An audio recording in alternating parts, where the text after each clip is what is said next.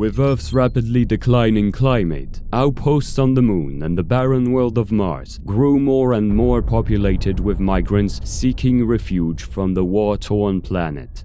To prevent overpopulation in their limited habitats, the hosting corporations of Mars, in 2088, began the Kepler Initiative, a welfare program involved in the extreme genetic modification of the human genome to naturally adapt to Mars and beyond.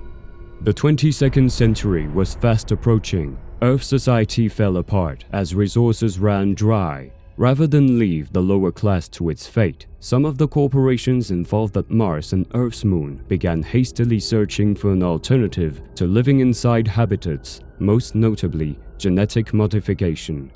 The Kepler Initiative was, as these host corporations believed, the cheapest and most versatile solution to constructing Earth-like conditions in an alien climate, and for a time, this research proved fruitful. In 2098, an incident in Atlantic's lunar laboratories, prompting the complete shutdown of all lunar activity, led to a major investor panic and caused 24 of the 33 host corporations that were part of the initiative to back out, leaving Atlantic and a few others, notably SpaceX, to continue their research.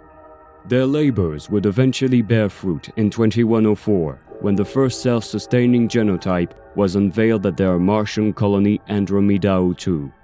Despite initial criticisms of genetic engineering, the lack of long-term solutions present for those on Earth forced their hand, and the initiative became a resounding success. Hundreds of millions of immigrants from across the world, given free transport as per their continued monetary support of Atlantic, raced to build a newer and safer life on the Red Planet, far away from the turmoil that had gripped much of Earth. Although the Martian colonies became vastly overcrowded in the 2 decades since, it was in the very least more to Atlantic's liking than the humanitarian crisis it would have been had their citizens not been able to survive inside and outside their respective habitats.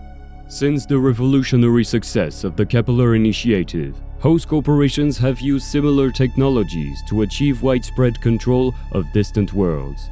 Within 7 decades, the initiative has created 4 new races for the rapid colonization of Venus, Europa, and Titan.